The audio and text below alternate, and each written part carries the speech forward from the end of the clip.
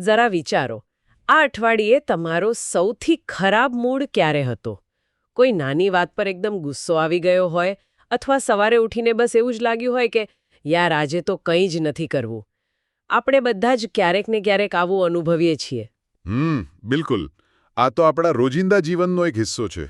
હા, એટલે ધારો કે તમારા હાથમાં દુખાવો થાય છે, તો તમે ડોક્ટર પાસે જાઓ છો. ડોક્ટર એક્સરે કાઢે છે અને તમને સ્પષ્ટ બતાવે છે કે જુઓ, અહીં હાડકામાં તિરાડ છે. બધું એકદમ દૃશ્યમાન. પણ જ્યારે આપણા મનની વાત આવે, આ અચાનક બદલાતા મૂડની વાત આવે, ત્યારે આપણી પાસે કોઈ એક્સરે મશીન હોતું જ નથી. સાચી વાત છે. મન માટે કોઈ સ્કેનર નથી બન્યું હજુ.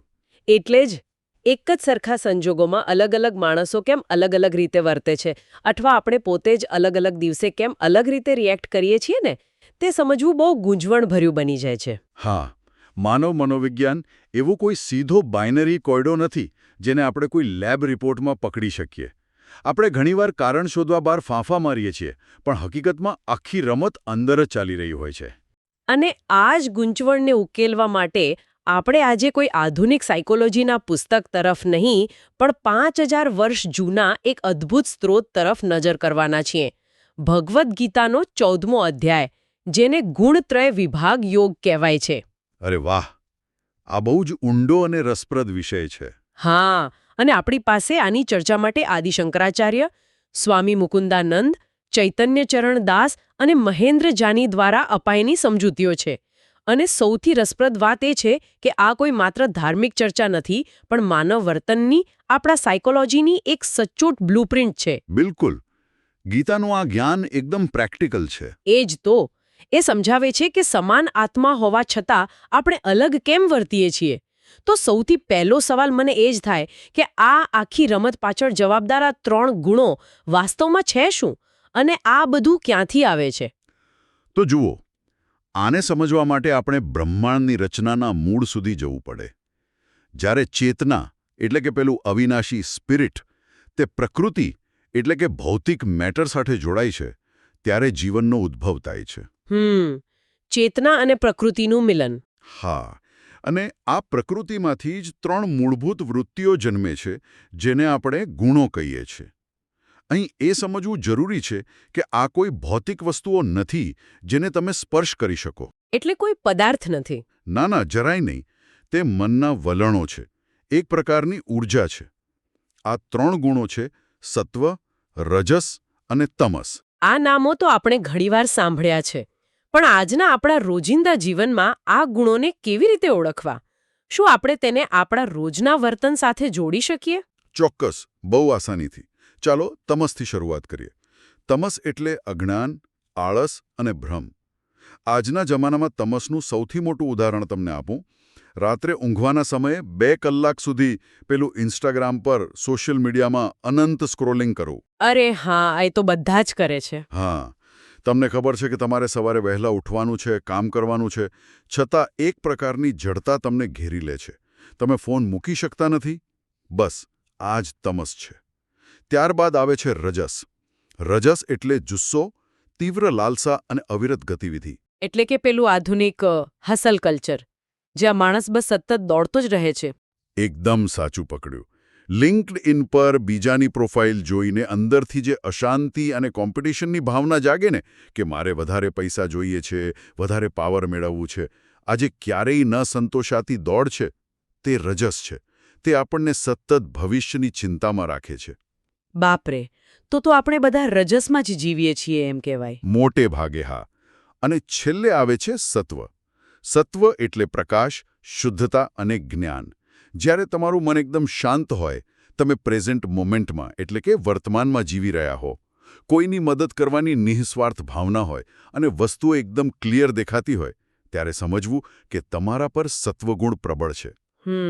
બહુ જ સુંદર રીતે સમજાવ્યું. આદિ શંકરાચાર્ય આ બાબતને સમજાવવા માટે બહુ જ સરસ ઉદાહરણ આપ્યું છે, જેનો ઉલ્લેખ આપણા આ સ્ત્રોતોમાં જોવા મળે છે. પેલું અલગ અલગ રંગની કાચની બોટલોમાં ભરેલું પાણી. હા, એ બહુ જ જાણીતું ઉદાહરણ છે. હા, એટલે અંદર રહેલું પાણી એ આત્માનું પ્રતીક છે, જે બધે એક સમાન અને એકદમ શુદ્ધ છે. પરંતુ બોટલનો રંગ તેને અલગ દેખાડે છે. કોઈ લાલ દેખાય છે, કોઈ ભૂરી, તો કોઈ પીળી. આ બોટલનો રંગ એ જ આપણા ગુણો છે. બરાબર છે. તે બોટલનો રંગ જ નક્કી કરે છે કે આપણે દુનિયાને કેવી રીતે જોઈશું અને દુનિયા આપણને કેવી રીતે જોશે. અહીં સૌથી આકર્ષક બાબત એ છે કે આ ત્રણેય ગુણો દરેક મનુષ્યમાં હંમેશા હાજર જ હોય છે. હંમેશા. એટલે કોઈ એક ગુણ કાયમ માટે ન હોય. ના, કોઈ પણ વ્યક્તિ 100% સાત્વિક કે 100% તામસિક નથી હોતી. ઠીક છે, ચાલો આને વિગતવાર સમજીએ. એટલે કે આ પેઇન્ટિંગના પ્રાઇમરી કલર્સ લાલ, વાદળી અને પીળા જેવા છે, જેના અલગ અલગ પ્રમાણના મિશ્રણથી આપણું આખું વ્યક્તિત્વ રંગાય છે. એટલે કોઈ વ્યક્તિ કાયમ માટે એક જ ગુણમાં રહી ન શકે, ખરું ને? કારણ કે આ ગુણો તો સતત બદલાતા જ રહે છે. બિલકુલ. આ ત્રણેય ગુણો સતત એકબીજા પર વર્ચસ્વ જમાવવાની લડાઈ લડતા હોય છે. દાખલા તરીકે, સવારે ઉઠો ત્યારે કદાચ સત્વગુણ હાવી હોય, તમે ધ્યાન ધરો છો, શાંતિ અનુભવો છો. પછી બપોરે ઓફિસમાં ટાર્ગેટ પૂરો કરવાનો હોય ત્યારે રજસ ગુણ હાવી થઈ જાય છે. તમે એક્શન મોડમાં આવી જાઓ છો. અને સાંજે થાકીને ઘરે આવો અને ટીવી સામે બસ પડ્યા રહો ત્યારે તમસ ગુણ જીતી જાય છે. આ આપણા મનમાં નિરંતર ચાલતી પ્રક્રિયા છે. એટલે જ આપણા મૂડ્સ આખો દિવસ સતત બદલાતા રહે છે, એમ ને? હા, એ જ કારણ છે. ઓકે, આ ત્રણ રંગો અથવા વૃત્તિઓ શું છે તે તો મને સમજાયું, પણ આગળનો તાર્કિક પ્રશ્ન મને એ થાય છે કે આ ગુણો આપણને કંટ્રોલ કેવી રીતે કરે છે?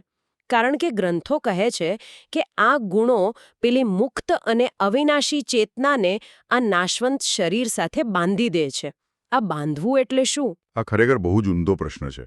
આ સમજવા માટે આપણે મહેન્દ્ર જાનીએ નોંધેલી શ્રી રામકૃષ્ણ પરમહંસની એક અદ્ભુત વાર્તા જોવી પડે. એ ખૂબ જ પ્રસ્તુત છે અહીં. જંગલના 3 લૂંટારાઓની વાર્તા. અચ્છા, 3 લૂંટારા. હા, ધારો કે એક પ્રવાસી જંગલમાંથી પસાર થઈ રહ્યો છે અને 3 લૂંટારા તેને પકડે છે. પહેલો લૂંટારો, જે તમસનું પ્રતીક છે, તે કહે છે કે આની પાસે જે કંઈ છે તે લૂંટી લો અને એને મારી નાખો, કારણ કે તમસ વિનાશ અને જડતા તરફ જ લઈ જાય છે. બાપરે, એટલે તમસ તો સીધો જ આપણો નાશ કરવા માંગે છે. પણ પછી પેલો બીજો લૂંટારો આવે છે. હા, બીજો લૂંટારો એટલે કે રજસ. તે કહે છે કે ના, એને મારવો નથી, એના બધા જ પૈસા અને સામાન લઈ લો અને એને પેલા ઝાડ સાથે મજબૂત દોરડાથી બાંધી દો, જેથી એ ક્યાંય જઈ ન શકે. બાંધી દે છે. હા, આ રજસ છે, જે આપણને સાંસારિક બંધનો, અનંત ઈચ્છાઓ અને અવિરત કર્મો સાથે બાંધી રાખે છે. આપણે દોડ્યા જ કરીએ છીએ, પણ પહોંચતા ક્યાંય નથી. અને પછી ત્રીજો લૂંટારો આવે છે, સત્વગુણ. બરાબર. તે પેલા પ્રવાસીને છોડાવે છે, તેને આશ્વાસન આપે છે અને તેને જંગલની બહાર જવા માટેનો સલામત રસ્તો બતાવે છે. પ્રવાસી ખૂબ ખુશ થઈ જાય છે અને આભાર માનતા કહે છે કે તમે મારો જીવ બચાવ્યો, કૃપા કરીને મારા ઘરે આવો. તો શું એ જાય છે? ના. ત્યારે ત્રીજો લૂંટારો કહે છે કે ના, હું જંગલની બહાર તમારી સાથે ના આવી શકું, કારણ કે હું પણ પોલીસથી ડરતો એક લૂંટારો જ છું. અરે વાહ! આ વાર્તાનો મર્મ ખરેખર અદ્ભુત છે. તે દર્શાવે છે કે સત્વગુણ ભલે આપણને દુઃખમાંથી બહાર કાઢીને જ્ઞાન અને સુખ તરફ લઈ જાય, પણ અંતે તે પણ પ્રકૃતિના જંગલનો જ એક હિસ્સો છે. અહીં વાત ખરેખર ખૂબ જ રસપ્રદ બને છે. પણ એક મિનિટ, મારે અહીં આ વાતને થોડી પડકારવી પડશે. મને આ પચાવતા થોડી વાર લાગશે. હા, બોલો ને. મારી સમજ પ્રમાણે આપણે આખી જિંદગી એવું જ સાંભળતા આવ્યા છીએ કે સારા બનવું, જ્ઞાન મેળવવું, શાંતિ રાખવી એ જ તો મનુષ્ય જીવનનું અંતિમ લક્ષ્ય છે. તો પછી સત્વગુણ, જે જ્ઞાન અને આંતરિક સુખ આપે છે, તે લૂંટારો કેવી રીતે હોઈ શકે? શું સુખ અને સારી વાતો પણ આપણને બાંધી રાખે છે? આ તમારો ખૂબ જ વ્યાજબી અને સાચો પ્રશ્ન છે. અને આ જ સમજવું સૌથી અઘરું છે. વાત સારા કે ખરાબની નથી, વાત બંધનની છે. જુઓ, લોખંડની સાંકળ તમને બાંધે છે, એ રજસ અને તમસ છે.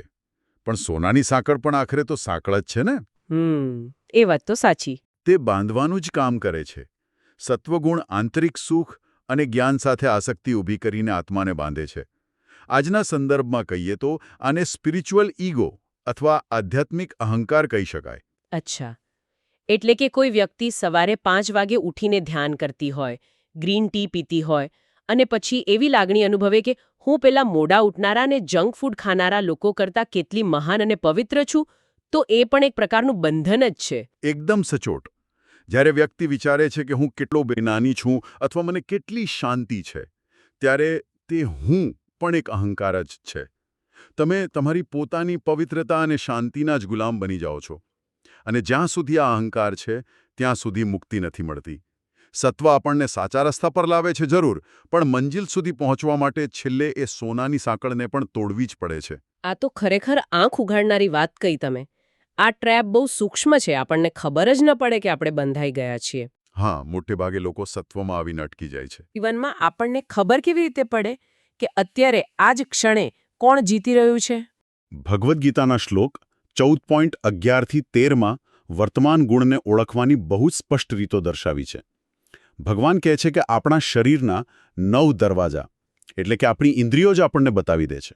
ઇન્દ્રિયો કેવી રીતે બતાવે? જુઓ, જ્યારે સત્વ પ્રબળ હોય ને, ત્યારે આ દરવાજા જ્ઞાન અને ચેતનાથી પ્રકાશિત થાય છે. એટલે કે તમારું મન શાંત હોય અને ઇન્દ્રિયો કચરો ગ્રહણ કરવાની ના પાડી દે. તે સમયે તમારા કાન કોઈની નિંદા સાંભળવા રાજી નથી હોતા અને આંખો કંઈ ખોટું જોવા રાજી નથી હોતી. તમે જાતે જ નકારાત્મકતાથી દૂર થઈ જાઓ છો. એટલે આપણી અંદરથી જ એક ફિલ્ટર લાગી જાય છે. બિલકુલ. અને રજસ પ્રબળ હોય ત્યારે શું થાય છે? ત્યારે લોભ અને અશાંતિ વધી જાય છે. કંઈક નવું શરૂ કરવાની તાલાવેલી, ભૌતિક વસ્તુઓ માટેની તીવ્ર લાલસા જાગે. તમને એક ક્ષણ પણ શાંતિથી બેસવું ગમતું નથી. વ્યક્તિ બસ સતત પ્રવૃત્તિમાં રચ્યો-પચ્યો રહે છે અને ક્યારે સંતોષ અનુભવતો જ નથી. હા, આ તો બહુ જ કોમન છે. અને જ્યારે તમસ પ્રબળ હોય છે, ત્યારે અંધકાર, ભ્રમ અને આળસ ઘેરી વળે છે. તમને ખબર હોય કે આ કામ કરવું જરૂરી છે, ડેડલાઇન માથા પર છે, છતાં તમે ઉદાસીનતાથી બસ દિવાલ સામે જોઈ રહો છો. સાચું અને ખોટું પારખવાની નિર્ણય શક્તિ નષ્ટ થઈ જાય છે. હવે મને સમજાયું કે આ શા માટે માનવ મનોવિજ્ઞાનની બ્લુપ્રિન્ટ છે. પણ શું આ માત્ર આજના દિવસના મૂળ પૂરતું જ સીમિત છે કે પછી આના લાંબા ગાળાના કોઈ પરિણામો પણ આવે છે? કારણ કે આપણે જે સ્ત્રોતો જોયા એમાં મૃત્યુ પછીની ગતિ વિશે પણ ખૂબ જ સ્પષ્ટતા કરવામાં આવી છે. હા, આની અસર માત્ર આજના દિવસ પૂરતી નથી હોતી. આ એક આખી લાંબી પ્રક્રિયા છે. જો વ્યક્તિ સત્વની પ્રબળતામાં મૃત્યુ પામે તો તે ઉચ્ચ અને શુદ્ધ લોકમાં જાય છે. જો રજસમાં મૃત્યુ પામે તો તે કર્મશીલ મનુષ્યોમાં જન્મે છે. અને જો તમસમાં મૃત્યુ પામે તો તે પશુ યોનિ અથવા મૂઢ યોનિમાં જન્મે છે. પણ જો આપણે આને આજના આધુનિક તર્કથી જોઈએ તો ઘણા લોકોને પ્રશ્ન થાય કે શું ઈશ્વર ઉપર બેસીને કોઈ હિસાબ કિતાબ રાખે છે કે ચાલો આને સજા આપવી છે અને આને ઇનામ આપવું છે? આ ગતિનું લોજિક શું છે? જો આપણે આને વ્યાપક સંદર્ભમાં જોઈએ ને, તો આ કોઈ સજા કે ઇનામ નથી. આ તો કાર્ય અને કારણનો સિદ્ધાંત છે. એકદમ લોજિકલ. આજની આપણી વિચારસરણી આપણું આવતીકાલનું ભવિષ્ય નક્કી કરે છે. એટલે કેવી રીતે? તમે રોજ જે વિચારો કરો છો તે તમારો સ્વભાવ બની જાય છે. મૃત્યુ સમયે આપણો જે ગુણ પ્રબળ હોય છે તે ખરેખર તો આપણા આખા જીવનના વિચારોનો જ સરવાળો હોય છે. તમે આખી જિંદગી જેની પ્રેક્ટિસ કરી હોય, ફાઇનલ પરીક્ષામાં એ જ બહાર આવે ને. તો આ બધાનો અર્થ શું છે? તો શું આ એક પ્રકારના મોમેન્ટમ અથવા ગતિ જેવું છે? મતલબ ધારો કે કોઈ ગાડી છે, તમે આખી જિંદગી જે દિશામાં ગાડી ચલાવી હશે, બ્રેક વાગે ત્યારે ગાડી એ જ દિશામાં ઢસડાવાની છે. બિલકુલ સચોટ ઉપમા આપી તમે. જો તમે આખું જીવન ભૌતિક ઈચ્છાઓ એટલે કે રજસ પાછળ દોડ્યા છો, તો તમારી ચેતના ફરીથી એવા જ વાતાવરણ તરફ આકર્ષાશે જ્યાં તે ઈચ્છાઓ પૂરી કરવાની તક મળે. પ્રકૃતિ તમને એ જ વાતાવરણ પૂરું પાડશે. અચ્છા, એટલે સિસ્ટમ ઓટોમેટિક જ કામ કરે છે? હા, એટલે તમે ફરીથી એ જ કર્મશીલ અને તણાવગ્રસ્ત દુનિયામાં ખેંચાઈ જશો. હવે આપણે આ ચર્ચાના સૌથી નિર્ણાયક અને રોમાંચક મુકામ પર આવી ગયા છીએ. જો આખી રમત આ 3 ગુણો જ રમતા હોય અને સત્વ ગુણ રૂપી પેલી સોનાની સાંકળ પણ જો એક બંધન જ હોય, તો આ માયાજાળમાંથી સંપૂર્ણપણે બહાર નીકળવું કેવી રીતે? એ જ તો સૌથી મોટો સવાલ છે. હા, ચૈતન્ય ચરણ દાસના વિશ્લેષણ મુજબ અર્જુન બરાબર આ જ સ્થાને શ્લોક 14.21માં 3 બહુ જ ધારદાર પ્રશ્નો પૂછે છે. અર્જુન ખરેખર આપણા સૌના પ્રતિનિધિ તરીકે જ આ પ્રશ્નો પૂછે છે. હા, અર્જુન પૂછે છે કે પ્રભુ, જે વ્યક્તિ આ ત્રણેય ગુણોથી પર થઈ ગયો છે, એટલે કે ગુણાતીત થઈ ગયો છે, તેના આંતરિક લક્ષણો શું છે? બીજું, તેનું બાહ્ય વર્તન કેવું હોય છે? અને ત્રીજું, આ ગુણોને પાર કરવાની રીત કઈ છે? એટલે અર્જુન સીધી જ એક્ઝિટ સ્ટ્રેટેજી પૂછી લે છે કે આ ત્રણેય લૂંટારાઓના જંગલની બહાર જવાનો રસ્તો કયો છે? બરાબર. સીધો જ પોઈન્ટ પર આવી જાય છે. અને તેના જવાબમાં શ્લોક 14.22 થી 25માં ભગવાને જે લક્ષણો આપ્યા છે તે ખરેખર મનને શાંત કરી દે તેવા છે. ભગવાન કહે છે કે ગુણાતીત વ્યક્તિ એ છે જે સત્વના પ્રકાશ, રજસની પ્રવૃત્તિ કે તમસના મોહને ધિક્કારતો નથી અને જ્યારે એ ગુણો હાજર ન હોય ત્યારે તેની ઝંખના પણ કરતો નથી. જેના માટે માટીનું ઢેફું, પથ્થર અને સોનું સમાન છે, જે નિંદા અને સ્તુતિમાં સમાન રહે છે. હા, પણ અહીં એક વાત સમજવા જેવી છે કે આનો અર્થ એ નથી કે તે વ્યક્તિ પથ્થર જેવી સંવેદનહીન થઈ જાય છે. લોકો ઘણીવાર આવો ખોટો અર્થ કાઢે છે. હા, કે બસ જંગલમાં જઈને બેસી જવાનું. હા, પણ એવું નથી. તે નિષ્ક્રિય નથી હોતો, પરંતુ તે અત્યંત જાગૃત હોય છે. તે દરેક પરિસ્થિતિમાં તટસ્થ રહી શકે છે. આ તટસ્થતાને સમજવા માટે હું હંમેશા સિનેમાઘરનું ઉદાહરણ વિચારું છું. અચ્છા, કેવી રીતે? ધારો કે આપણે સિનેમાઘરમાં બેસીને ફિલ્મ જોઈ રહ્યા છીએ. સ્ક્રીન પર ભારે ડ્રામા ચાલે છે. ક્યારેક હીરો રડે છે, ક્યારેક વિલન ગુસ્સો કરે છે, કોઈ કોમેડી સીન આવે છે. આ બધો ડ્રામા એક ગુણોનો ખેલ છે. બરાબર. આપણે ફિલ્મ જોતી વખતે પાત્રો સાથે જોડાઈએ છીએ, રડીએ છીએ, હસીએ છીએ, પણ ઊંડે ઊંડે આપણે બહુ સારી રીતે જાણીએ છીએ કે આપણે થિયેટરની સીટ પર એકદમ સુરક્ષિત બેઠા છીએ. સ્ક્રીન પરનો ડ્રામા આપણને વાસ્તવિકતામાં સ્પર્શતો નથી. તે માત્ર જોનાર છે, સાક્ષી છે. એ સાક્ષી ભાવ એ જ આપણો આત્મા છે. વાહ, આનાથી વધુ સરળ અને સચોટ ઉદાહરણ બીજું કોઈ ન હોઈ શકે. તે જ સાક્ષી ભાવ આપણે કેળવવાનો છે.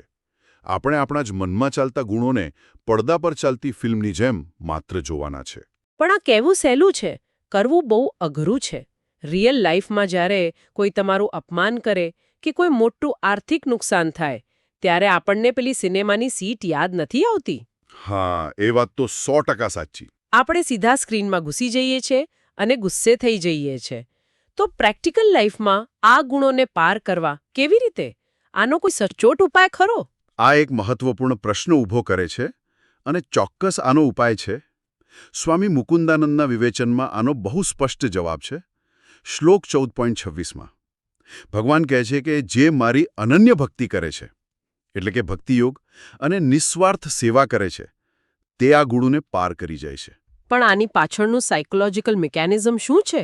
ભક્તિ કે નિસ્વાર્થ સેવા કરવાથી ગુણો કેવી રીતે હારી જાય? જુઓ, સમજો કે જ્યારે તમે કોઈ કામ તમારા પોતાના સ્વાર્થ માટે કરો છો, ત્યારે તેમાં અહંકાર ભળેલો હોય છે કે હું આ કરી રહ્યો છું.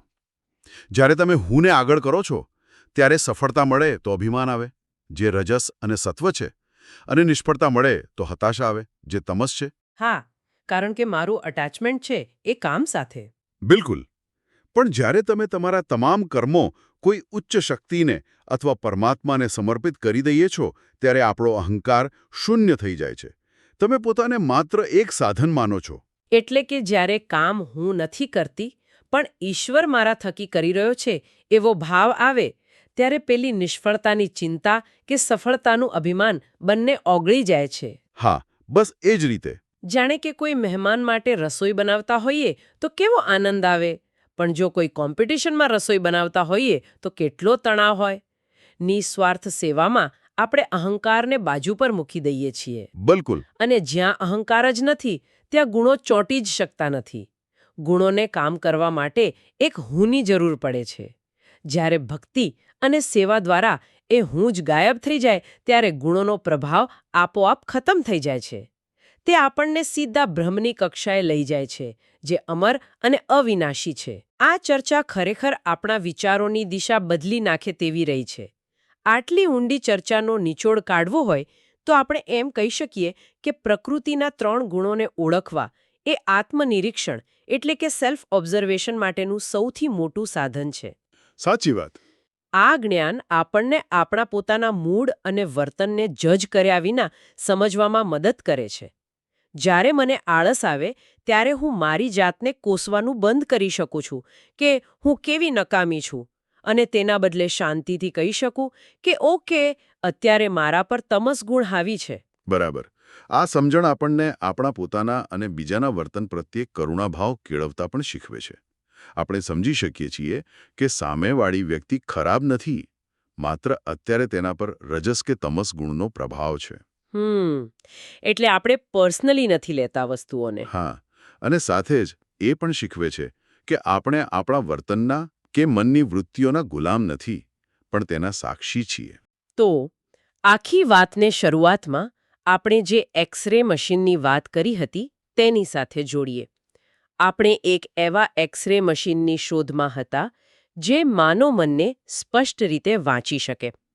અને આજે ભગવદ્ ગીતાએ આપણને આ સત્વ, રજસ અને તમસરૂપી 3 ગુણોનું એવું જ્ઞાન આપ્યું છે જે આપણા આંતરિક જગતને, આપણી અદૃશ્ય ગૂંચવણોને એકદમ સ્પષ્ટ કરે છે. અને આ સાયકોલોજીકલ એક્સરે આપણને માત્ર બીમારી ક્યાં છે તે નથી બતાવતો, પણ ભક્તિ અને સાક્ષી ભાવરૂપી તેનો સચોટ ઇલાજ પણ બતાવે છે. ચોક્કસ. આ જ્ઞાનનો વ્યવહારિક ઉપયોગ ખરેખર જીવન બદલી શકે છે. અને જતાં જતાં અમે તમારા સૌ માટે એક વિચાર મૂકી જઈએ છીએ. આખો દિવસ આપણે વારંવાર બોલતા હોઈએ છીએ કે મને બહુ ગુસ્સો આવે છે, અથવા હું આજે ખૂબ ઉત્સાહિત છું, અથવા મને બહુ આળસ આવે છે. પરંતુ આજની આ ચર્ચા પછી જરા થોભીને વિચારજો. જો આ ગુસ્સો, ઉત્સાહ અને આળસ એ માત્ર પ્રકૃતિના ગુણોનું જ નાટક હોય, સ્ક્રીન પર ચાલતી ફિલ્મ હોય, તો આપણી અંદર રહેલો એ હું ખરેખર કોણ છે? તે કોણ છે જ્યાં ગુસ્સા, ઉત્સાહ અને આળસને ચૂપચાપ સિનેમાની સીટ પર બેસીને જોઈ રહ્યો છે? તે અદૃશ્ય સાક્ષીને ઓળખવાનો પ્રયાસ કરજો. તે જ આપણી સાચી ઓળખ છે.